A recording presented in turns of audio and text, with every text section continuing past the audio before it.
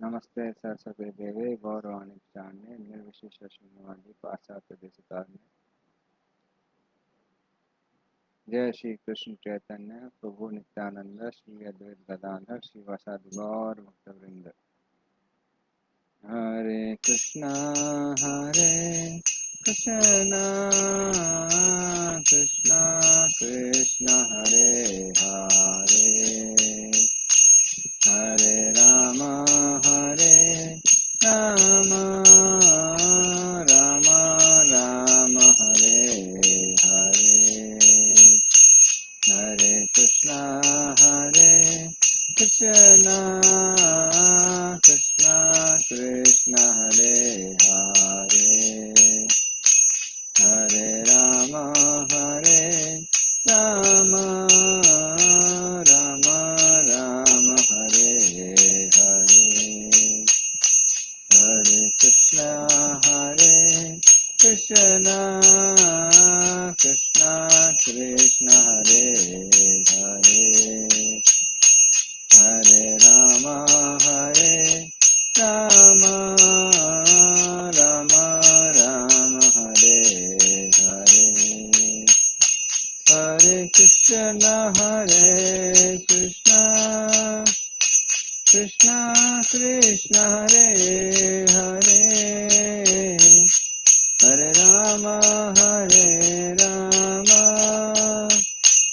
राम हरे हरे, हरे कृष्णा कृष्णा हरे हरे, हरे राम राम हरे हरे, हरे कृष्णा कृष्णा हरे हरे, हरे राम राम हरे हरे, हरे कृष्णा कृष्णा हरे हरे, हरे राम राम राम हरे हरे, हरे कृष्णा कृष्णा हरे हरे, हरे राम राम राम हरे हरे, हरे कृष्णा कृष्णा हरे हरे, हरे राम राम हरे हरे,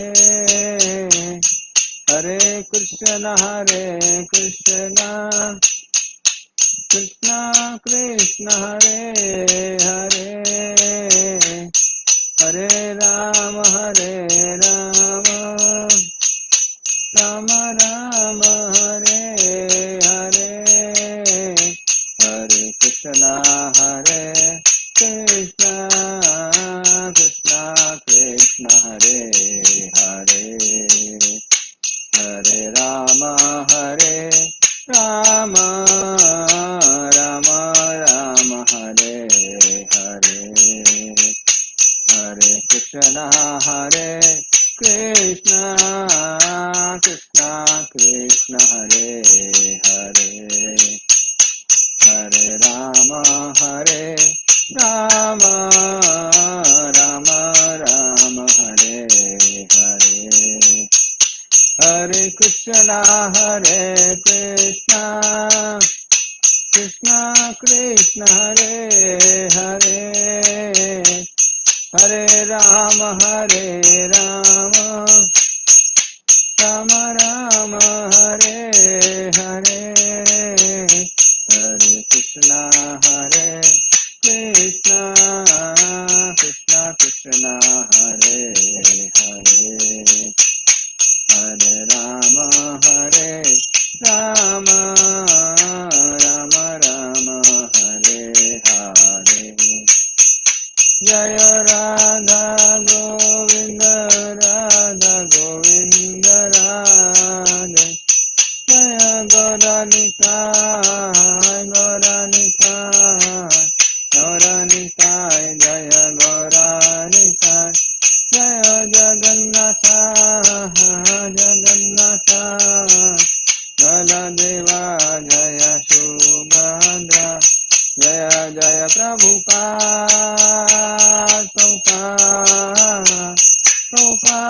जय श्रील प्रभुपाद नित्य गौर हरि बोल हरि बोल हरि बोल नित्य गौर हरि बोल। हरिनाम संकीर्तन की श्री गोपाल की हरे कृष्णा हरे कृष्णा। तो लास्ट टाइम हमने हाँ 8वें अध्याय तक डिस्कस किया था। तो अभी हम 8वें अध्याय से आगे चलेंगे।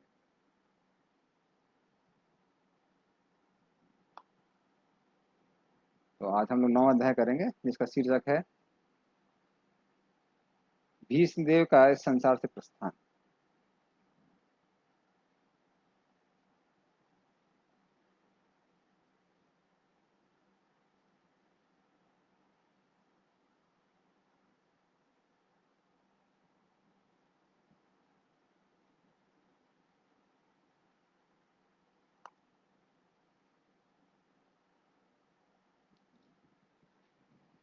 उसके पहले हम लोग मंगलाचरण करेंगे।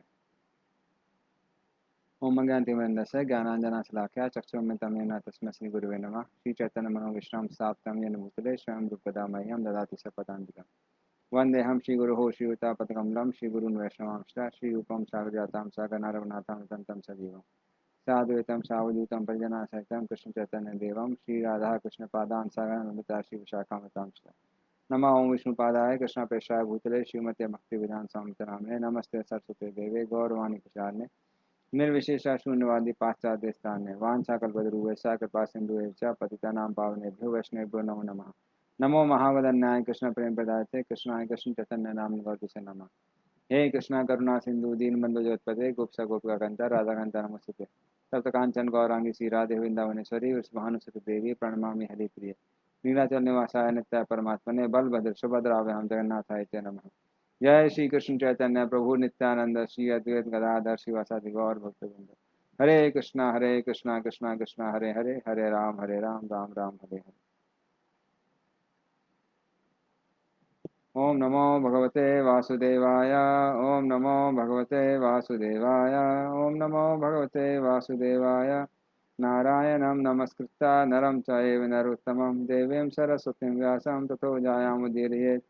कृष्णष्टप्रायेषु भद्रेषु नित्यं भागवत सेवया भगवती उत्तमा श्लोके भक्तिर्भवति नष्टिकी। कृष्णाय वासुदेवाय देवकी नंदनाय च नंदगोपकुमाराय गोविंदाय नमो नमः।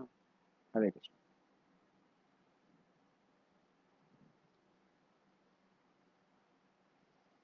तो हम 8वें अध्याय में देख रहे थे कैसे कुंती महारानी भगवान कृष्ण को आग्रह करती हैं कि जब तक विपदाएं थी आप हमारे साथ थे, किंतु अभी विपदाएं चली गई हैं तो आप भी जा रहे हैं, तो ऐसा करिए विपदाएं भेजते रहिए और हमारी रक्षा करने के लिए यहीं पर रहिए। तो इस तरह से कुंती महारानी आग्रह करती हैं कृष्ण भगवान से और कृष्ण फिर मुस्कुराते हैं, मतलब आपकी प्रार्थना हमने ग्रहण कर ली है। और फिर युधिष्ठिर महाराज वहां विलाप करते हुए आते हैं, कहते हैं देखिए मेरे कारण कितने लोगों की का वध हुआ इस कुरुक्षेत्र में, और मैं बहुत बड़ा पापी हूं। तो इस तरह से वो विलाप करने लगते हैं और उसके बाद कृष्ण भगवान उनको कन्विंस करने का प्रयास करते हैं। व्यासदेव प्रयास करते हैं, अन्य पांडव लोग करते हैं, धौम ऋषि करते हैं, सब करते हैं, किंतु युधिष्ठिर महाराज वो अभी भी विलाप करते ही रहते हैं, तो उनका विलाप बंद नहीं होता है। और ऐसा क्यों हो रहा था, तो हम देखते हैं कि जब अर्जुन विलाप कर रहा था महाभारत के क्षेत्र में, तो कृष्ण भगवान उस समय गीता का ज्ञान देते हैं और अर्जुन का विलाप बंद हो जाता है।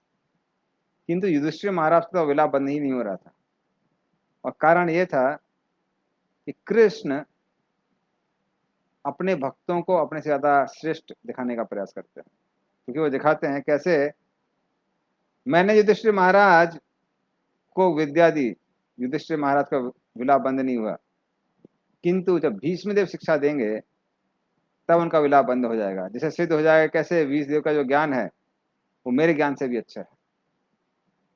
तो कृष्ण अपने भक्तों को अपने से श्रेष्ठ दिखाने में बहुत प्रसन्नता महसूस करते हैं। तो इसलिए कृष्ण भगवान जानबूझ के, जो कि हृदय में विराजमान है युधिष्ठिर महाराज के भी, वो युधिष्ठिर महाराज को अपने वाक्यों से संतुष्ट नहीं होने देते हैं।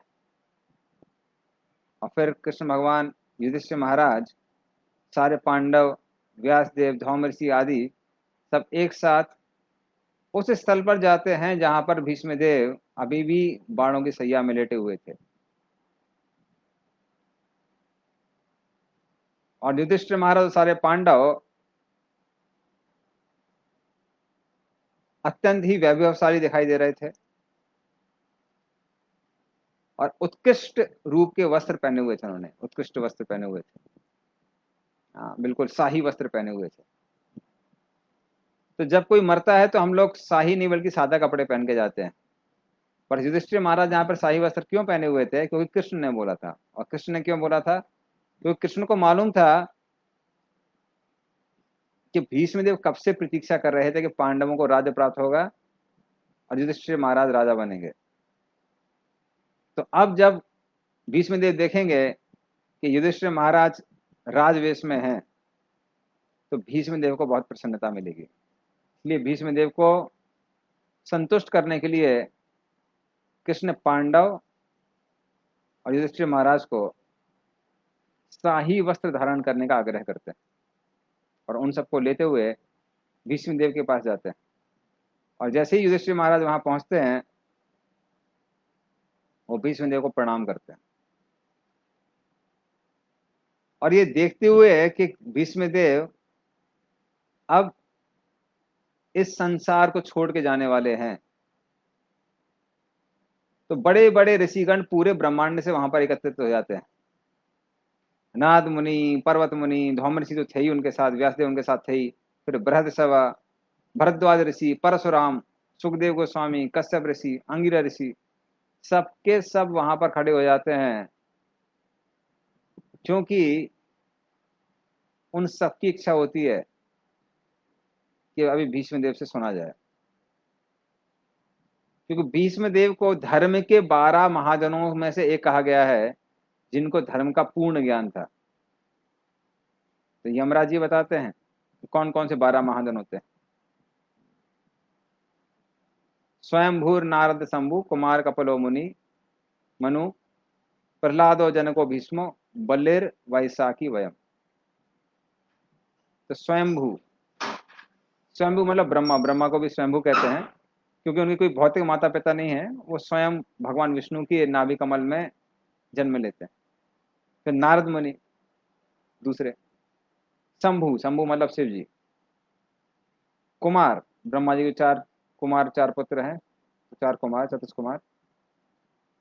कपिलो, कपिल मुनि जिनका गंगा सागर में मंदिर है, देवहूति के पुत्र कपिल।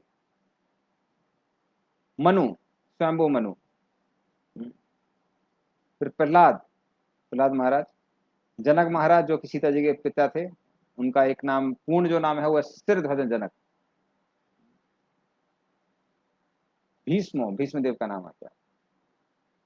प्रहलाद जन को भीष्म, बलिर, बलि महाराज, वैसाखी मतलब सुखदेव गोस्वामी, और वयम मतलब स्वयं को बताते हैं। तो इस तरह से ये 12 लोग धर्म के बड़े ज्ञाता कहलाते हैं और इनको महाजन कहते हैं, जिनको धर्म का पूरा ज्ञान है। तो इसलिए उनसे सुनने के लिए, और सबको पता था कि भीष्म देव भगवान के धाम वापस जाएंगे, तो भगवत धाम किसी को जाते हुए देखने के लिए सारे के सारे ऋषिगण वहां एकत्रित हो जाते हैं।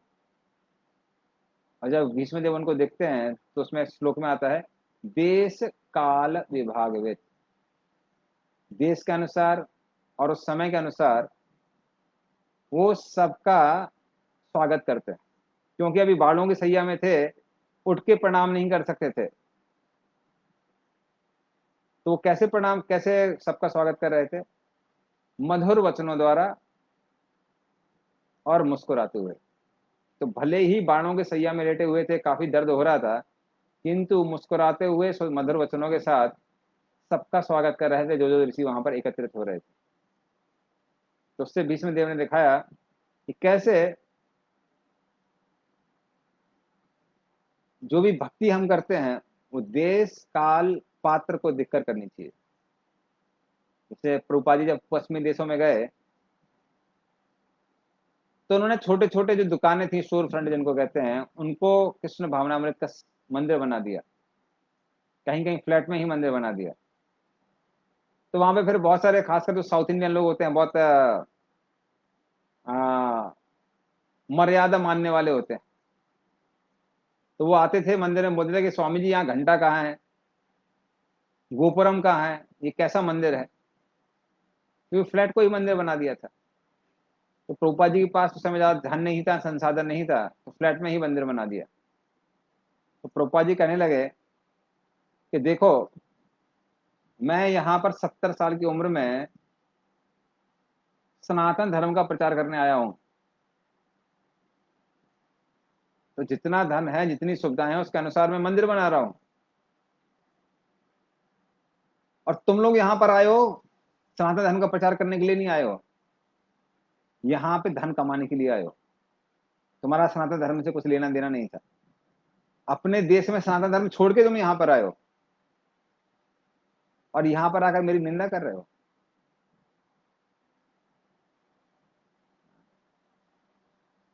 तो जिस चीज का तुमको प्रोत्साहन देना चाहिए या समर्थन करना चाहिए, उसके लिए तुम हमारी आकर यहाँ पर निंदा कर रहे हो। हाँ, अगर तुमको कुछ कमी दिखती है तो खुद जाके एक मंदिर बनाओ और इस्कॉन को डोनेट कीजिए। तो इस तरह से रूपा जी ने देश काल पात्र के अनुसार मंदिर बनाए और धीरे धीरे करके धन भी आने लगा। और फिर हम देखते हैं आज इस्कॉन के मंदिर विश्व के सारे देशों में। तो इस तरह से भीष्म देव बताते हैं कैसे देश काल के अनुसार व्यक्ति को धर्म करना चाहिए। तो इस तरह से वो सारे सारे ऋषियों उनका स्वागत करते हैं।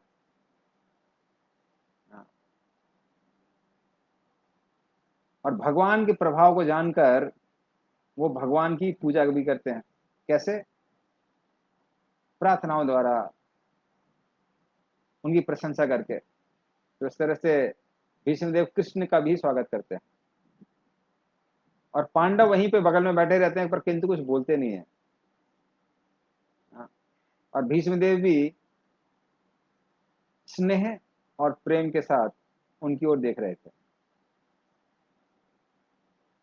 और उनको समझ में आ रहा था कि जो युधिष्ठिर महाराज हैं आत्मग्लानि के कारण बहुत दुखी हैं कि मेरी वजह से महाभारत युद्ध हुआ। तो उसको देखकर भीष्मदेव तो पांडवों को देखकर बोलना चालू करते हैं। तो वो पहला श्लोक इस तरह से बोलते हैं। तो कहते हैं, अहो कष्टम अहो अन्यायम यद्यूयम धर्म नंदन जीवितुम नार्थ क्लिष्टम विप्र धर्माच्युताश्रय। तो कहते हैं, अहो कष्टम अहो अन्यायम, हे पांडव, तो तुम लोगों के साथ को कष्ट मिला है, जो तुम्हारे साथ अन्याय हुआ है, तो हे धर्मनंदन युधिष्ठिर, उसका कहना ही क्या है। जीवितुम ना अर्थम क्लिष्टम, इतना कष्ट मिला है कि तुम्हारा जीवित रहना ही उचित नहीं था। हाँ, मतलब मरने से ज्यादा कष्ट तुमको प्राप्त हुआ है, मृत्यु में इतना कष्ट नहीं होता है। और किसको मिला है? विप्र धर्म अच्युत आश्रया। किंतु इतना कष्ट रहते हुए भी, क्योंकि तुमने विप्र मतलब ब्राह्मण, धर्म अर्थात धर्म शास्त्रों में जो भी आदेश दिए गए हैं,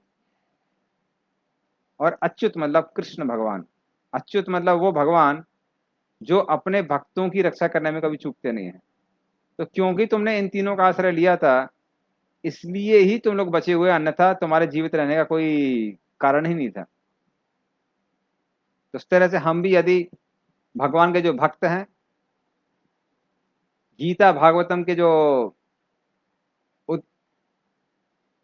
आदेश हैं,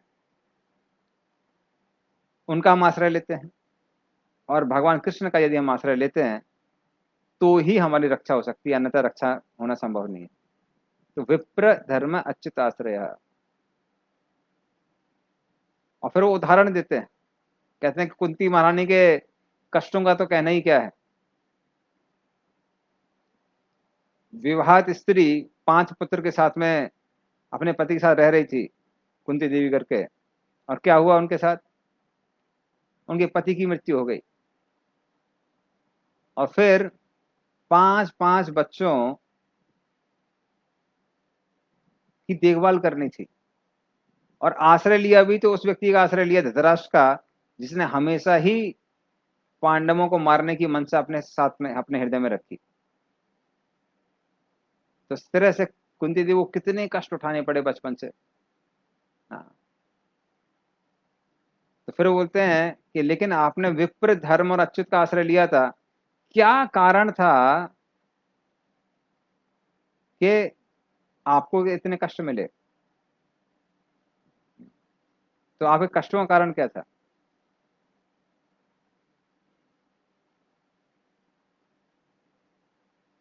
तो वो बोलते हैं, सर्वं काल कृतं मन्ये भवतां च यद प्रियम सपालो यद वसे लोको वायुरेव घनावलिः। जरूर ये काल के कारण हुआ है, समय कारण हुआ है। भवताम च यद प्रियम, तो वो हर किसी को इस संसार में अप्रिय चीज देता है। कौन? समय।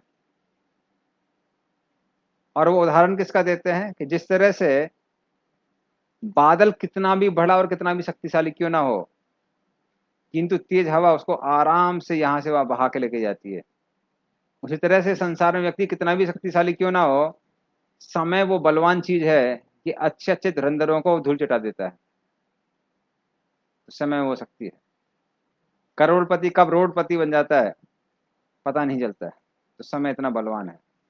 तो जरूर ये समय के कारण हुआ होगा, हाँ, और कोई कारण नहीं हो सकता है।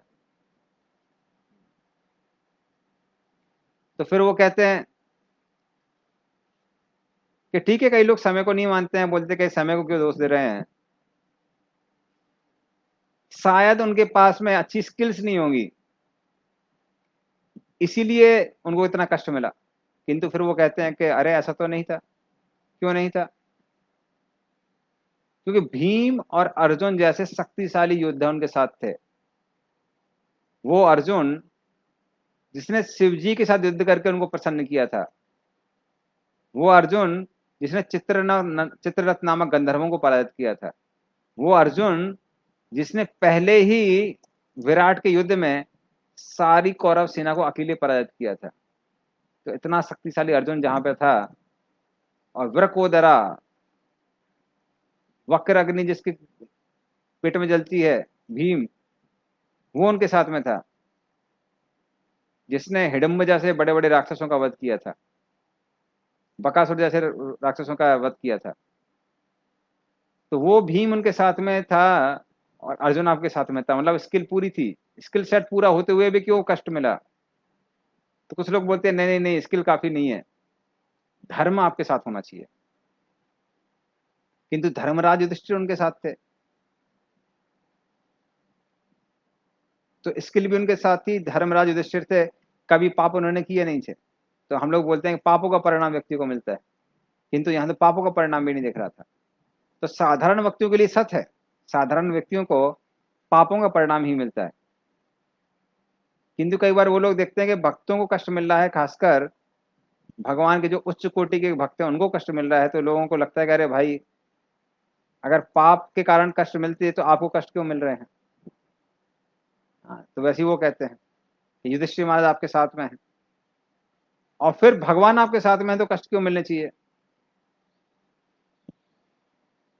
तो समझ में नहीं आ रहा है कि इतने कष्ट क्यों मिले हैं, और फिर वो इंडिकेट करते हैं कष्ट क्यों मिले हैं। तो वो क्या कहते हैं, ना ही अस्य करहि चित्राजन पुमान वेते विदित्सितम यद विजिज्ञासया युक्ता मुह्यंती कवयोपि। तो नहीं अस्य करे चित्राजन पुमान वेद विदित सितम। तो हे राजन युधिष्ठिर, समझने का प्रयास मत कीजिए कि क्यों ऐसा हो रहा है। क्यों? क्योंकि आपके साथ में जो कृष्ण खड़े हुए हैं ना, अब आपके बगल में, जिनको आप समझते हैं कि आपके रिश्तेदार हैं, उनका क्या प्लान है, बड़े बड़े लोग उसको समझने में फेल हो जाते हैं। यद विजिज्ञासा युक्ता मुह्यंती कवियोपि। तो बड़े बड़े जो कवि हैं, बुद्धिमान लोग हैं, वो भगवान के प्लान को नहीं समझ पाते हैं कि भगवान ऐसा क्यों कर रहे हैं। तो संसार में कभी कभी ऐसा दिखता है कि जो धूर्त लोग हैं उनका बहुत विकास हो रहा है, दुष्ट लोगों का बहुत विकास हो रहा है, और जो अच्छे लोग हैं उनका शोषण हो रहा है। तो इसलिए समझ में नहीं आता है भगवान का प्लान क्या है। तो बड़े बड़े जो कवि लोग हैं वो उनके प्लान को नहीं समझ सकते हैं। इसलिए क्या करना चाहिए, कृष्ण जो भी आदेश दे रहे हैं उसका ही पालन करना चाहिए। तो इसलिए आप समझ नहीं सकते हैं कि आपके साथ ऐसा क्यों हुआ। तो आप अभी पूछ रहे थे कि महाभारत युद्ध मेरे कारण, महाभारत युद्ध मेरे कारण हुआ है, जबकि सब लोग बोल रहे हैं कि आप दोषी नहीं है। अरे किसके कारण हुआ है? कृष्ण के कारण हुआ है। और क्यों किसने किया है ये आप समझ नहीं सकते हैं, क्योंकि बड़े बड़े कवि लोग नहीं समझ सकते। लेकिन यदि आप कृष्ण का आदेश पालन कर रहे हैं तो ये आश्वस्त रहिए कि जो भी हो रहा है सब कुछ उचित हो रहा है। हाँ, क्यों हो रहा है वो बताते हैं।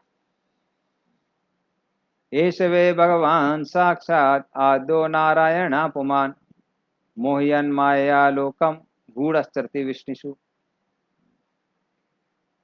क्योंकि ये जो कृष्ण बगल में खड़े हैं ये साधारण व्यक्ति नहीं है, ये स्वयं भगवान है। एष वे भगवान साक्षात, ये साक्षात भगवान है। आद्यो नारायण अपमान, ये नारायण के भी आदि हैं। सारे नारायण कृष्ण के ही विस्तार हैं। तो नारायण से पूरा संसार निकला है, सारे देवतागण निकले हैं, रुद्र निकले हैं, सब निकले हैं। और वो नारायण किससे निकले हैं? वो कृष्ण से निकले हैं। तो आद्यो नारायण अपमान, वो आदि नारायण है, नारायणों के आदि है। मोहयन माया लोकम गुण सतृति विष्णु। किंतु भगवान होते हुए भी वो विष्णु वंशियों में ऐसे चरते हैं, ऐसे विचरण करते हैं कि समझ में नहीं आता है कि ये भगवान है। तो आपको समझ में नहीं आ रहा कि ये भगवान है, वो समझ में नहीं आ रहा है, तो भगवान का प्लान कैसे समझ में आएगा। इसलिए ज्यादा समझने का प्रयास मत करिए, जो भी भगवान कर रहे हैं उसको ग्रहण कीजिए। तो बाहरी रूप से लग रहा था कि युधिष्ठिर महाराज बहुत कष्ट प्राप्त कर रहे हैं, और भक्तों को देख के कई बार लगता है बाहर से कि बड़ा कष्ट प्राप्त कर रहे हैं। किंतु भक्ति में वो आनंद है कि बाहर के कष्ट में का कुछ भक्तों को फर्क नहीं पड़ता है। इसलिए जब वो पांडव लोग वनवास में थे तो एक बार नारद मुनि पूछने लगे, बोले युधिष्ठिर महाराज से, अरे आप ये कृष्ण की पूजा क्यों करते हैं? अरे जो देवी देवताओं की पूजा करते हैं उनको उतना सुख मिलता है। शिव जी को देखिए, शिव जी ने घर तक नहीं बनाया है अपना, पेड़ के नीचे रहते हैं। किंतु जो भी उनके पास में आता है वो धन धान्य संपन्न होता है, उसको बहुत ऐश्वर्य प्राप्त होता है। तो स्वयं निर्धन की तरह रहते हैं पर दूसरे को धन देते हैं। ये काली के भक्तों को देखिए कितना ज्यादा धनवान रहते हैं। और आप कृष्ण की भक्ति को करते हैं, भाई कृष्ण की भक्ति करो, क्या मिला आपको? 14 वर्ष का वनवास हो गया, आपकी पत्नी का अपमान हुआ, बचपन से आपको मारने का प्रयास किया गया। तो पांडव कुछ जवाब नहीं देते हैं, पांडव हंसने लगते हैं, कहते हैं आपको भी पता है आप कृष्ण के भक्त क्यों हैं। और नारद मुनि भी हंसने लगते हैं, क्योंकि उनको पता है कि भगवान की भक्ति में उतना आनंद है कि बाहरी रूप से जो भी कष्ट मिले उसका भक्त पर कुछ प्रभाव नहीं पड़ता है। भक्ति का आनंद संसार के सारे कष्ट को एक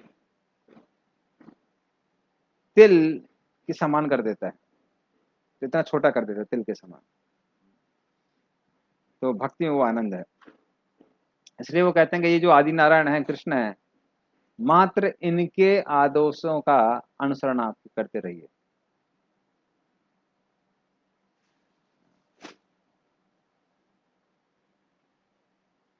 तो जो महाजन है, जैसे हमने 12 महाजन बताए थे, तो ये महाजन ये भी बताते हैं, कौन बताते हैं? भीष्म देव, क्योंकि वो स्वयं भी महाजन है, तो वो भी 12 महाजन में से एक है।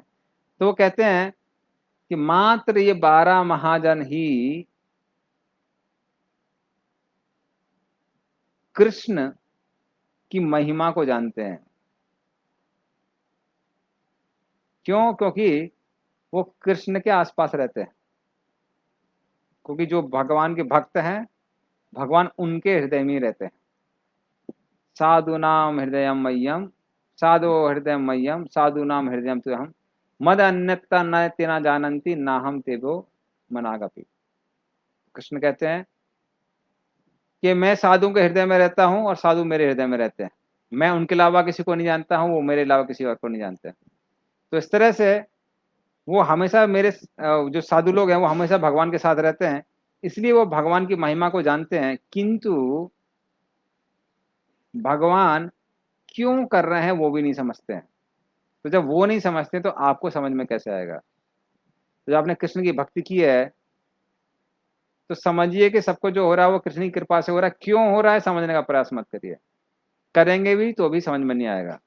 तो जब हम जैसे महाजनों को समझ में नहीं आ रहा है तो तुमको कैसे समझ में आएगा युधिष्ठिर? इस तरह से भीष्मदेव कहते हैं। तो ये मत सोचो कि ये बगल में जो खड़े हैं वो साधारण व्यक्ति हैं, तुम्हारे रिश्तेदार हैं ना, किंतु वो कौन है? वो स्वयं भगवान है। हाँ। तो ऐसा नहीं है कि कुंती महारानी कृष्ण की बुआ है और तुम लोगों ने बुआ के बच्चे हो, तो ऐसा कोई संबंध नहीं है।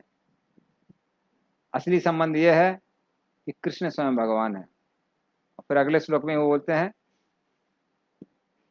कृष्ण सर्वात्मना है, वो सबके हृदय में विराजमान परमात्मा है।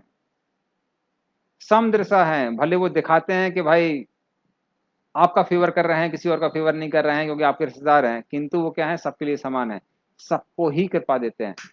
देखने में लग रहा मार रहा है, मार के भी क्या करते हैं? कृपा देते हैं। जिन असुरों का भगवान ने वध किया वो सबके सब कहाँ गए? भगवान के धाम गए। जो जो लोग महाभारत के युद्ध में मारे गए वो कहाँ गए? सबके सब भगवान के धाम गए। तो इस तरह से भगवान सब पर ही कृपा करने वाले हैं। अद्वयस्य, उनके अंदर इस संसार की रिलेटिविटी नहीं है, अद्वय है वो।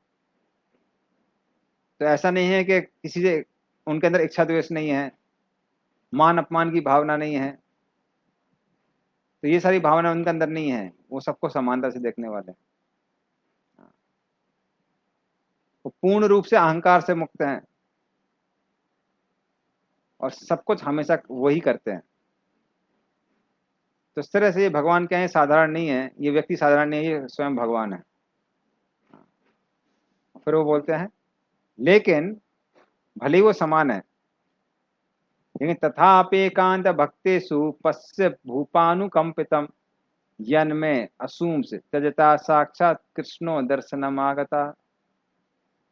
तो भले ही वो समान है किंतु अपने भक्तों पर विशेष कृपा करने वाले हैं, इसलिए मैं जब मृत्यु की सैया में हूं मेरे सामने आए हैं। तो वो तुमको यहाँ पे इसलिए लेके नहीं आए हैं कि तुमको लग रहा होगा कि भाई मैं कन्विंस नहीं हो रहा हूँ कि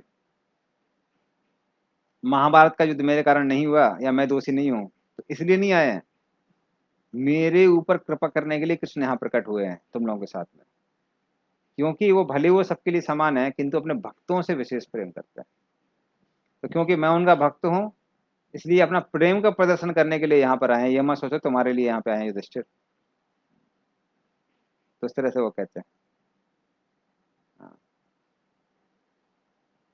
क्योंकि जो भगवान की भक्ति है, हाँ, भक्त्यावेश मनो यस्मिन् वाचा यन्नाम कीर्तयन् तजन कलेवरम योगी मुच्यते काम कर्म भी। क्योंकि भक्ति योग इतना शक्तिशाली है कि भक्ति योग के द्वारा हम भगवान को समझ सकते हैं, उनका साक्षात्कार कर सकते हैं। और ये जो भक्ति योग है वो मृत्यु के समय भी व्यक्ति को कर्म बंधन से मुक्त कर देता है। तो भक्ति अगर कोई करता है तो मृत्यु के पर्यंत उसको वापस इस संसार में जन्म जन्म नहीं लेना पड़ता है। हाँ। तो इस तरह से मुझ पर कृपा करने के लिए वो आखिरी समय में आए हैं, क्योंकि उनको पता है अगर मैं उनको देखकर शरीर त्यागूंगा तो उनके धाम वापस जाऊंगा, इसलिए भगवान यहाँ पर प्रकट हुए। और फिर वो भगवान से प्रार्थना करते हैं उस रूप जिसको रूप को भगवान वो पसंद पसंद करते हैं, उसको प्रकट कराने के लिए भगवान से प्रार्थना करते हैं। तो वो कहते हैं सादेव देवो भगवान प्रतीक्षता कलेवरम यावतिदं हिनोन्महम् प्रसन्न हासारुणलोचनोत्सना मुखाम्बुजो ध्यान पथश्चतुर्भुज। तो हे देवों के देव, हे भगवान, अभी प्रतीक्षा मेरी पूरी हो गई। मैं कब से प्रतीक्षा कर रहा था इस कलेवर, इस शरीर को छोड़ने का। 450 साल से ज्यादा हो गए हैं और मैं तब से प्रतीक्षा कर रहा हूँ शरीर को छोड़ने का, किंतु अभी वो समय आ गया शरीर को छोड़ने का, शरीर कलेवर को त्यागने का। तो कृपया करके हे अरुण लोचन, जिनकी आंखें उगते हुए सूरज की तरह हैं, तो भगवान की आंखें वैसी हैं, लालिमा रहती है हल्की सी आंखों में।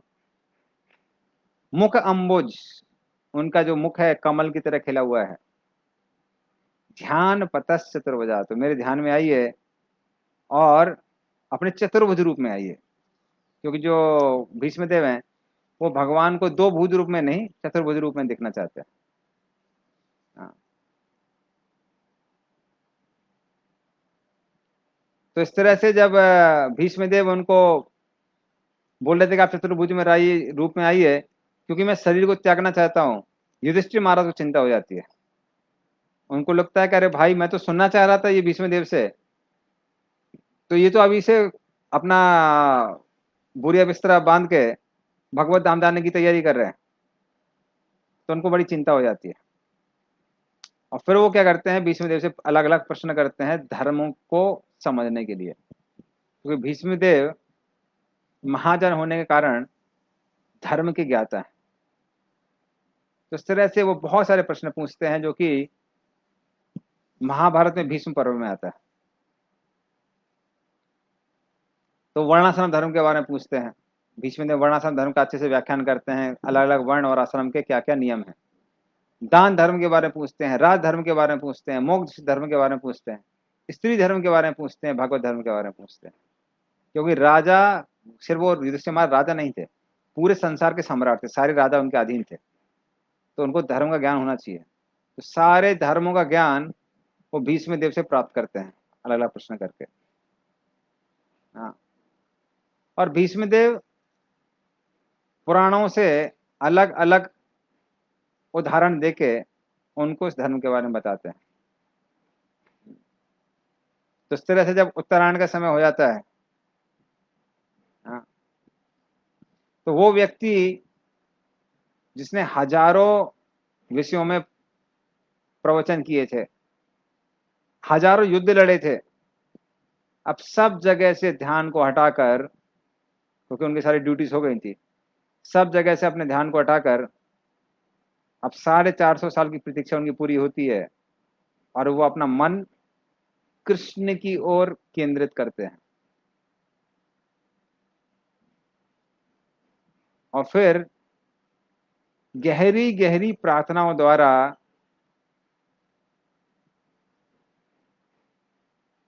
कृष्ण की स्तुति करना प्रारंभ करते हैं।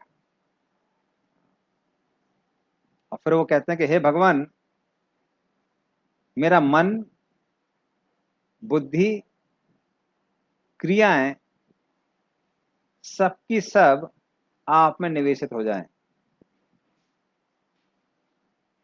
तो हे भगवान, जो कि सात्वत पुंगव कहलाते हैं, जो कि सारे भक्तों के नायक हैं,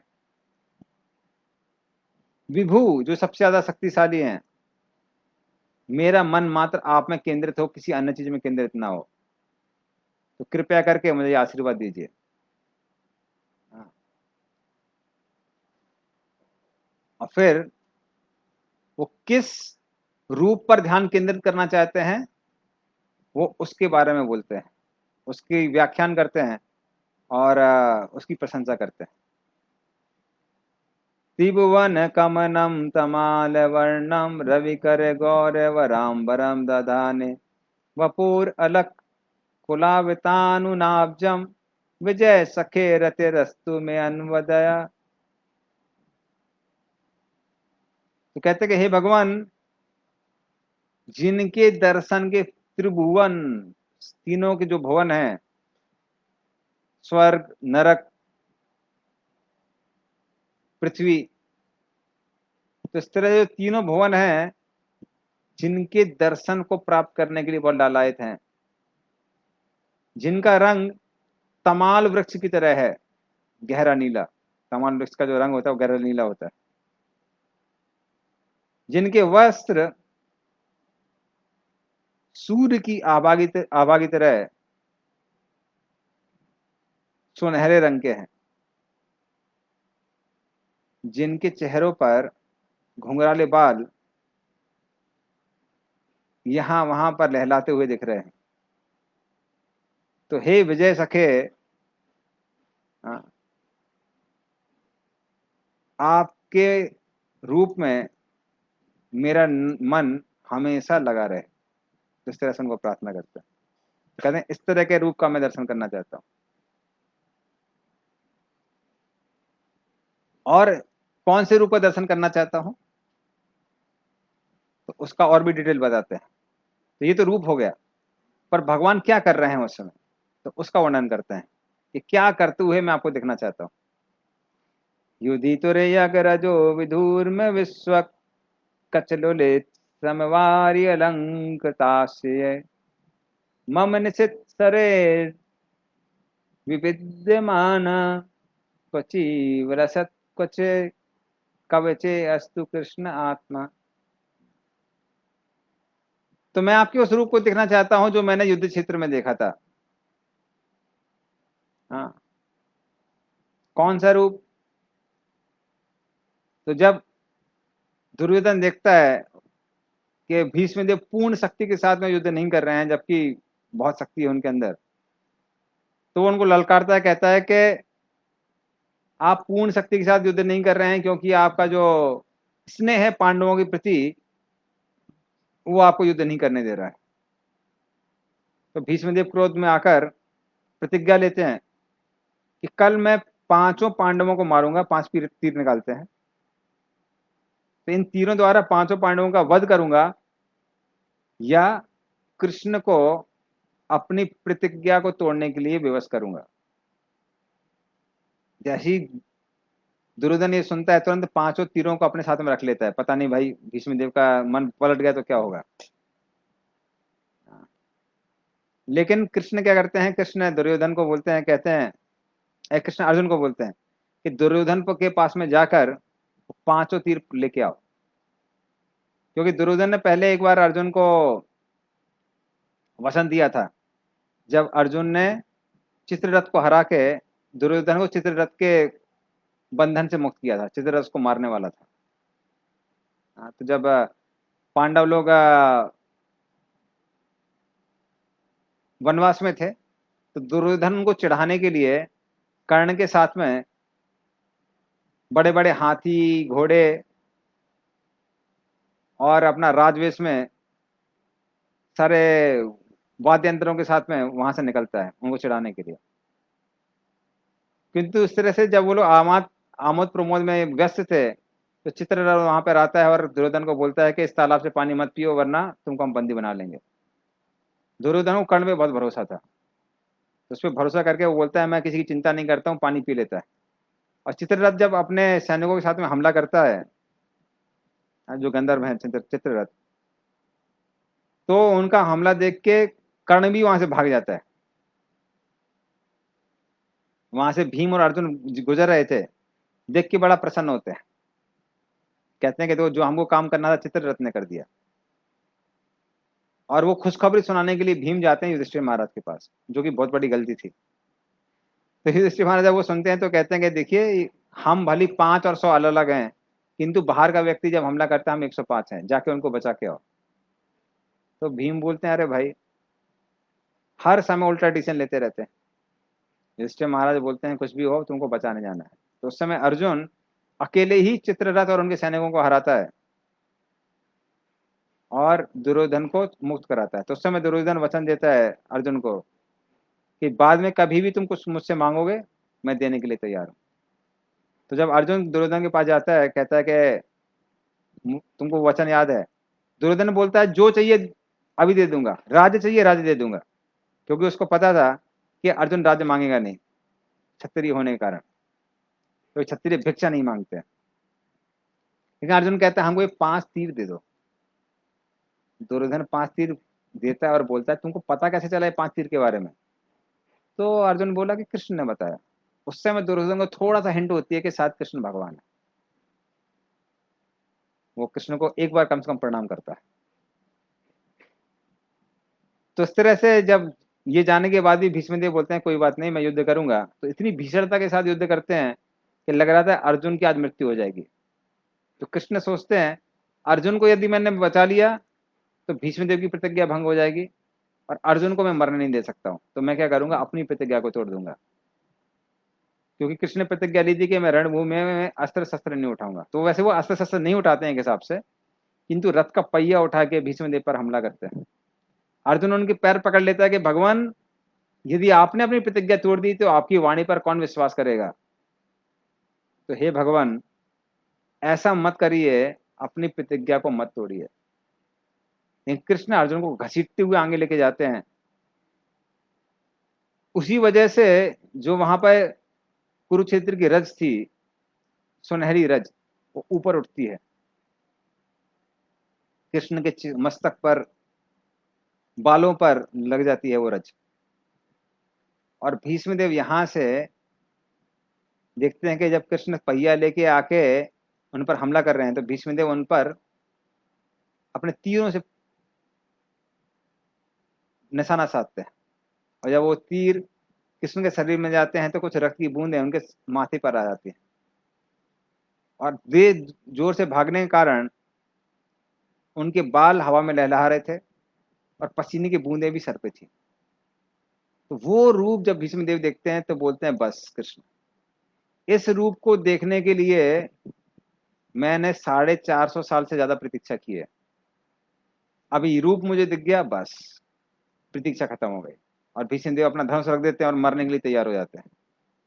किंतु उसी समय शंख बज जाते हैं और जिनका युद्ध होता है वो बंद हो जाता है। तो भीष्मदेव बोलते हैं उस रूप का मैं दर्शन करना चाहता हूँ, क्योंकि भीष्मदेव कृष्ण के साथ वीर रस में है। वीर रस मतलब युद्ध का रस। तो जो युद्ध के रस में होता है, जब वो देखता है कि उसका हीरो अस्त्र शस्त्र धारण किए हुए है, सिंह की तरह आगे बढ़ रहा है, उसके शरीर में अलग अलग घाव हैं, उसको देख के व्यक्ति को लगता है कि ये मेरा हीरो है। तो कृष्ण क्या करते, और भीष्मदेव कृष्ण को उस रूप में ध्यान करना चाह रहे थे। तो इस तरह से वो उस रूप का क्या करते हैं, प्रशंसा करते हैं। और फिर वो कहते हैं कि ये हमारे कृष्ण हैं जो सारे संसार को चलाते हैं, किंतु अभी अर्जुन का रथ हाँक रहे थे। अर्जुन के आदेशों के अनुसार रथ को यहां वहां लेके जाते हैं। अर्जुन महाभारत की शुरुआत में ही कृष्ण को आदेश देता है, बोलता है सेनयोर उभयोर मध्य रथम स्थापति अच्युत। हे अच्युत, आप कभी भी अपने भक्तों का आदेश मानने में चूकते नहीं है, उनको प्रसन्न करने में चूकते नहीं है। तो कृपया करके मेरे रथ को दोनों के दोनों जो सेना है उनके बीच में लेके जाइए। तो इस तरह से आप अर्जुन के सामने खड़े होकर रथ हाँक रहे थे, जो कि बहुत दयनीय स्थिति है। हम प्राइम मिनिस्टर को एक्सपेक्ट नहीं कर सकते हैं कि वो हमारे कार का ड्राइवर बने। ये नहीं बोल सकते मोदी जी आइए हमारी थोड़ी कार चलाइए, सम्मान से सम्मान कम हो जाता है। तो ड्राइविंग को बहुत बड़ा अच्छा नहीं मानते हैं, और ऊपर से जो रथ हाँकना है वो तो और भी ज्यादा मुश्किल है। क्योंकि घोड़ों की सेवा करनी पड़ती है। घोड़े इतना मल त्याग करते हैं, बदबू आती है, उसकी सेवा करनी पड़ती है। फिर युद्ध के समय बहुत ध्वनि होती है, जिसके कारण पीछे जो योद्धा बैठा रहता है उसकी बात सारथी को सुनाई नहीं देती है। तो योद्धा को क्या करना पड़ता है, कभी कभी यहाँ वहां पर रथ में पैर मार के बताना पड़ता है कि देखिए दाएं साइड जाइए या बाएं साइड जाइए, तो किक करता है, वो पैर मारता है। और कभी कभी तो सारथी को भी पैर मारता है, दाएं तरफ जाने के लिए दाएं तरफ पैर मारता है, बाएं तरफ जाने के लिए बाएं तरफ पैर मारता है। तो इसलिए सारथी का जो पोजीशन है बहुत अच्छी नहीं कहलाती है, पर कृष्ण ने वो पोजीशन ली किसके लिए, अपने भक्त के लिए। तो इस तरह से कृष्ण अर्जुन का आदेश मान रहे थे, जो पूरे संसार को आदेश देते हैं और पूरा संसार उनका आदेश मानता है। उनके आदेश ग्रंथों में लिखे हैं, जो कि ऋषि मुनि के ध्यान के केंद्र हैं। वो आज क्या कर रहे हैं, अपने भक्तों के आदेश के अनुसार रथ चला रहे हैं। तो ऐसे भगवान है भगवान कृष्ण। किंतु जब वो रथ के सामने बैठकर सारे योद्धाओं पर दृष्टिपात कर रहे थे, शत्रुओं पर दृष्टिपात कर रहे थे, तो अपने दृष्टिपात द्वारा सबकी आयु कम कर रहे थे।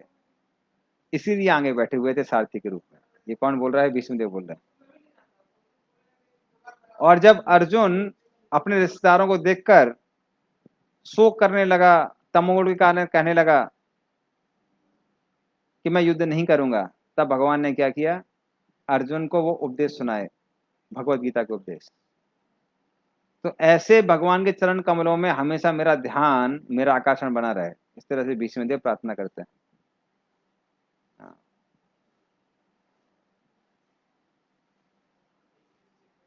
और वही भगवान एक सिंह की, जैसे सिंह एक हाथी का शिकार करता है, उसी तरह से एक सिंह की तरह मेरी प्रतिज्ञा को पूरा करने के लिए, वो टूटे ना, अपने भक्त को बचाने के लिए उन्होंने क्या किया, अपनी प्रतिज्ञा को तोड़ा और अपने अंग वस्त्र को छोड़ते हुए मुझ पर हमला करते हुए आए। तो वो जो भगवान है, भगवान का रूप है पार्थ सारथी का, वो जो भगवान का रूप है रथांग पाणी का, जो हाथ में रथ का पहिया लिए हुए हैं, उनका मैं ध्यान करना चाहता हूं। मैं चाहता हूं कि वो भगवान जो मेरे को मारने के लिए आए थे, वो मेरे जीवन का परम लक्ष्य बने। ये मेरी इच्छा है। तो इस तरह से भगवान को प्रार्थना करते हैं, कहते हैं हे पार्थ सारथी, इस रणभूमि में आपने सबको वैकुंठ धाम प्रदान किया है, कृपया करके मुझे भी वैसे ही वैकुंठ धाम दीजिए, कृपया करके मुझे भी अपने चरणों का आश्रय दीजिए। तो वो इस बहुत इंपॉर्टेंट श्लोक है, वो बोलते हैं तथैव चान्ये नरलोकवीरा ये आहवे कृष्ण मुखारविंदम नेत्रे पिबंतो नयनाभिरामम पार्थास्तपूदापम पदमापुरस्य तथैव चान्य नरलोक वीरा। तो ये जो बड़े बड़े वीर कुरुक्षेत्र के युद्ध क्षेत्र में युद्ध करने के लिए आए थे, ये आहवे कृष्ण मुखारविंदम, वो कृष्ण के मुख अरविंद का दर्शन कर रहे थे, किंतु हृदय में अनर्थों के कारण उनका दर्शन नहीं कर पा रहे थे। काम क्रोध लोभ इत्यादि कारण कृष्ण का दर्शन नहीं कर पा रहे थे। तो उन अनर्थों को दूर करने के लिए का जिम्मा किसने उठा के रखा हुआ था, उसकी जिम्मेदारी उठा के रखी थी अर्जुन ने। तो पार्थास्त्र पूत अस्त्र, पार्थ अर्जुन जब अपने अस्त्रों का प्रहार करके उनके शरीर को छेद रहा था, तो उनके जो हृदय था वो काम क्रोध लोभ इत्यादि से मुक्त हो रहा था। और काम क्रोध लोभ इत्यादि से मुक्त होकर जब वो कृष्ण के मुख का दर्शन कर रहे थे, सबके सब कहाँ जा रहे थे, भगवत धाम जा रहे थे। तो कई बार लोग प्रश्न पूछते हैं, कहते हैं कि भाई कृष्ण ने इतना बड़ा युद्ध क्यों किया, दुर्योधन का समझाना चाहिए था युद्ध ना करे, किसी तरह से युद्ध को रोकना चाहिए था। पर कृष्ण ने युद्ध करके सारे योद्धाओं को भगवान के भगवत धाम भेजा, जो कि जीवन का परम लक्ष्य है।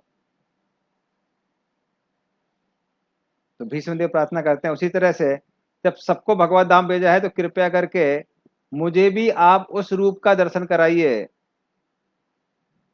मेरे मन में उस रूप में आइए जब आप हाथ में पहिया लिए हुए, रथ का पहिया लिए हुए मुझ पर हमला कर रहे थे। मैं उसी भगवान के पास जाना चाहता हूँ जो इतने बड़े योद्धा है।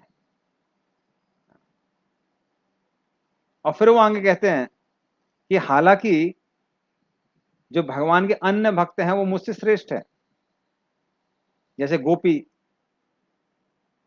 तो गोपियों का जो प्रेम है कृष्ण के प्रति वो मुझसे ज्यादा है। हाँ। और युधिष्ठिर महाराज, ये पांडवों का प्रेम भी बहुत ऊंचा है। क्योंकि युधिष्ठिर महाराज चाहते थे कि कृष्ण भगवान है ये सबको पता चले, इसलिए उन्होंने राष्ट्रीय यज्ञ रखा और भगवान ने कृपा करके उस राष्ट्रीय यज्ञ में हिस्सा लिया। बल्कि भगवान सबके चरणों को धोने की सेवा लेते हैं राष्ट्रीय यज्ञ में। और जब राष्ट्रीय यज्ञ में सारे ऋषिगण बोलते हैं कि यही अग्र पूजा के भागी हैं क्योंकि कृष्ण भगवान है, तो शिशुपाल सहन नहीं कर पाता है, भगवान उसका वध करते हैं, तो उससे सिद्ध हो जाता है कैसे कृष्ण भगवान है। तो भगवान के वो भीष्मदेव कहते हैं, तो इस तरह से सारे जो भक्त हैं, गोपी हैं, ये पांडव लोग हैं, सबकी मैं कृपा प्राप्त करके कृष्ण को उस रस में प्राप्त करना चाहता हूं जो मेरी इच्छा है। वो कौन सा रस है? वो वीर रस है, युद्ध का रस है। तो इस तरह से उस योद्धा कृष्ण का स्मरण करते हुए वो कृष्ण को निर्विकल्प समाधि द्वारा प्राप्त करते हैं। हाँ, तो कृष्ण का ध्यान करते हैं और ध्यान करते करते अपनी इच्छा से इस शरीर को छोड़ देते हैं। क्योंकि भीष्म देव को अपने पिता महाराज शांतनु से वरदान प्राप्त था कि वो जब चाहें शरीर छोड़ सकते हैं, क्योंकि उन्होंने काम भी ऐसा किया था। जब शांतनु महाराज सत्यवती के साथ में, जो कि एक नावक की पुत्री थी उस समय, और उनका नाम था उस समय मत्स्यगंधा, क्योंकि उनके शरीर से मछली की बदबू आती थी, क्योंकि वो मछली के गर्भ से ही पैदा हुई थी। जब एक ऋषि एक अप्सरा को देख के, उनका वीर का पतन होता है और उसको एक मछली ग्रहण करती है, उससे वो पैदा होती है, शरीर से मछली की बदबू आती थी। किंतु पार्श्व मुनि के संपर्क से जब व्यासदेव हुए तो पार्श्व मुनि की कृपा से उनके शरीर से कमल की खुशबू आने लगी, जिससे शांतनु महाराज भी बहुत ज्यादा आकर्षित हो जाते हैं। किंतु जब वो नाविक के पास में कहते हैं कि मुझे आपकी पुत्री से विवाह करना है, नाविक मना कर देता है और शांतनु महाराज से कहता है कि देखिए, इससे जो पुत्र होगा वो तो सम्राट बनेगा नहीं, तो आपसे शादी नहीं करेंगे। तो इस तरह से दुखी होकर शांतनु महाराज जब वहां से चले जाते हैं तो भीष्मदेव वहां पर आते हैं और वो प्रार्थना करते हैं, कहते हैं कि अपनी पुत्री की हमारे पिता से विवाह करा दीजिए। नाविक कहते हैं पर राजा तो तुम बनोगे। तो वो कहते हैं कि नहीं, मैं राजा नहीं बनूंगा, मैं ये प्रतिज्ञा लेता हूं कि मैं राजा नहीं बनूंगा, राजगद्दी ग्रहण नहीं करूंगा। आपकी पुत्री से जो संतान उत्पन्न होगी वही राजगद्दी ग्रहण करेगी। तो नाविक बोलता वो तो ठीक है, लेकिन आपका जो बेटा होगा वो कहेगा कि मुझे राजगद्दी ग्रहण करनी है, क्योंकि मैं शांतनु महाराज के बड़े बेटे का पुत्र हूँ। तो भीष्मदेव बोलते हैं कि संतान होगी तभी क्लेम करेगी ना, तो मैं यहाँ प्रतिज्ञा लेता हूँ कि मैं आजीवन ब्रह्मचारी रहूंगा। और एक क्षत्रिय के लिए आजीवन ब्रह्मचारी रहना बहुत कठिन है, क्योंकि उसको पॉलिटिक्स, स्त्री, धन, इन सब से लेन देन करना होता है। इसलिए जैसे ही सारे देवतागण ये सुनते हैं, जोर जोर से भीष्म भीष्म कहते हैं और उन पर पुष्पों की वर्षा करते हैं। जब शांतनु महाराज ये सुनते हैं बहुत प्रसन्न हो जाते हैं और उनको इच्छा मृत्यु का वरदान देते हैं कि आप जब चाहें तब मृत्यु आपको होगी। तो इस तरह से अपनी इच्छा को पूरा करते हुए, भगवान पर ध्यान करते हुए, उचित समय में भीष्मदेव क्या करते हैं, अपने शरीर का त्याग करते हैं और वो भगवान के धाम वापस चले जाते हैं। और जब सारे देवतागण उसको देखते हैं तो भीष्म देव की फिर से प्रशंसा करते हैं और उनका सम्मान करते हैं। और उसके बाद भीष्म देव की अंत्येष्टि की जाती है। हाँ, बड़े बड़े जो ऋषि करते हैं वो भी उनकी प्रशंसा करते हैं, कृष्ण की प्रशंसा करते हैं अलग अलग वेद मंत्रों द्वारा। और फिर सारे के सारे जो ऋषिगण वहां पर एकत्रित हुए थे भीष्म देव का सम्मान करने के लिए और भीष्म देव को से सुनने के लिए, वो अपने अपने घर वापस लौट जाते हैं। और युधिष्ठिर महाराज भी कृष्ण के साथ हस्तिनापुर लौट जाते हैं। और अब वो पूर्ण रूप से संतुष्ट थे और कृष्ण के आदेशों का पालन करने के लिए पूर्ण रूप से तत्पर थे। और फिर युधिष्ठिर महाराज राजगद्दी को ग्रहण करते हैं।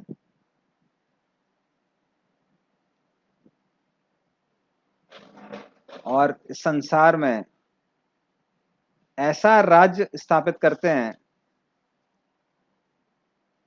जो जिसकी कल्पना भी नहीं की जा सकती है। तो इस राज्य के बारे में और कृष्ण युधिष्ठिर महाराज को कैसे सम्राट बनाकर द्वारिका वापस जाते हैं, इसके बारे में हम लोग अगले संडे को फिर से डिस्कस करेंगे 10 बजे। तो तब तक हम कथा को यहीं विराम देते हैं। गंधरा श्रीमद् भागवतम की जय, भीष्म देव की जय, शील गोपाल की जय, जय गौर प्रेमानंदे हरे हरे।